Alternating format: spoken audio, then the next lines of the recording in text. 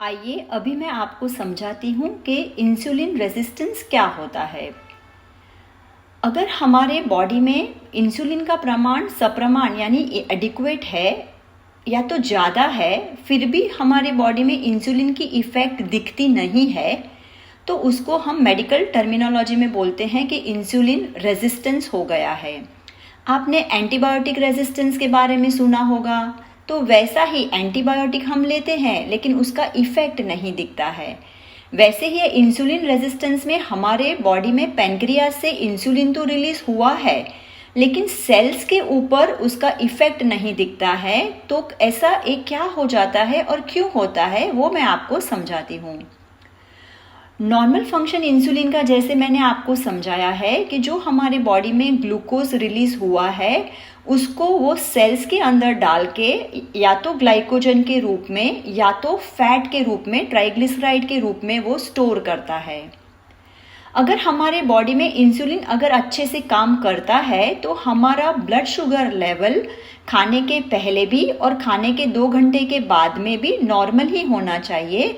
उसका मतलब है कि इंसुलिन ने अच्छे से काम किया तो ग्लूकोज के जो सारे मॉलिक्यूल्स थे वो सेल्स के अंदर चले गए। अभी वो सेल्स के अंदर जाके या तो वो ग्लाइकोजन के रूप में स्टोर हो गया या तो एडिपोज टिश्यू या तो एक्स्ट्रा जो ग्लूकोज है वो लिवर में फैट के रूप में, ट्राइग्लिसराइड के रूप में स्टोर हो गया।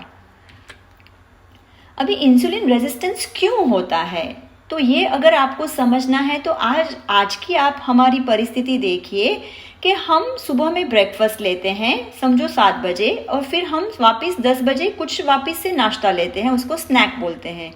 फिर हम 12 या 1 बजे लंच लेते हैं, 3 या 4 बजे वापस से कुछ स्नैक लेते हैं।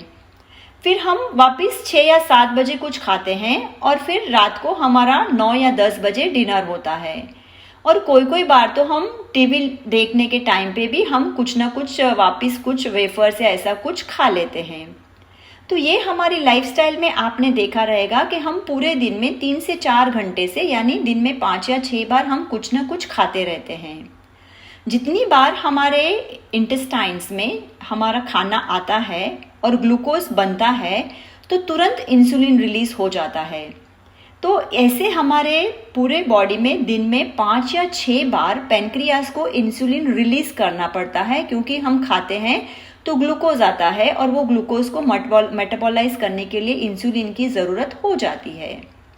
और ये जो हमने जितना भी खाना खाया है उसमें से जो भी ग्लूकोज हमारे बॉडी में रिलीज हुआ है वो हम वापस सेल्स के अंदर ग्लाइकोजन या तो फैट के रूप में, ट्राइग्लिसराइड के रूप में स्टोर कर देते हैं। तो इसका परिणाम क्या होता है कि जो हमारे सेल्स है वो सेल्स की साइज धीरे धीरे बढ़ने लगती है। और ये सेल्स हमारे इतने, ये आप यहाँ पे देख सकते हैं कि नॉर्मल साइज, हमारा नॉर्मल वेट है तो इतने छोटे सेल्स रहते हैं। जब भी हमारा वेट, हम थोड़े ओवरवेट हो जाते हैं तो सेल्स सिर्फ साइज में बढ़ने लगते हैं, तो ये सेल्स मोटे हो जाते हैं। और जब भी हम और जाड़े हो जाते हैं तो ये फैट सेल्स नंबर्स में भी बढ़ जाते हैं और साइज में भी बढ़ जाते हैं। तो ये फैट सेल्स हमारे साइज में बढ़ गए तो क्या हुआ उसका आप देखिए कि जो मैंने आपको समझाया था कि वो ताला और चाबी का जो हमारा मैकेनिज्म था, तो यहाँ पे जो इंसुलिन हमारे सेल्स के ऊपर, जो रिसेप्टर के ऊपर फिट बैठना चाहिए था, वो हमारे सेल्स बड़े हो जाने के कारण वो रिसेप्टर साइट है वो घिस गया है, तो उसकी शार्पनेस चली गई और वो हम मेडिकल टर्मिनोलॉजी में बोलते हैं malfunctioning of insulin receptor site. यानी जो इंसुलिन के रिसेप्टर के ऊपर इंसुलिन को जहाँ ताले और चाबी का मैकेनिज्म में बैठना था वो मैकेनिज्म ही अभी लॉक एंड की का खराब हो गया। तो अगर ये लॉक एंड की मैकेनिज्म अच्छे से होगा तो ही हमारे वो ग्लूकोज ट्रांसपोर्टर के चैनल खुलेंगे, तो ही ग्लूकोज मॉलिक्यूल अंदर जा पाएंगे। लेकिन अभी हमारा ताला चाबी का मैकेनिज्म, ये इंसुलिन का रिसेप्टर साइट के ऊपर बैठना ही बराबर से नहीं हो रहा है, तो ग्लूकोज के मॉलिक्यूल्स ब्लड स्ट्रीम में तो आए हैं लेकिन वो सेल्स के अंदर नहीं जा पा रहे हैं।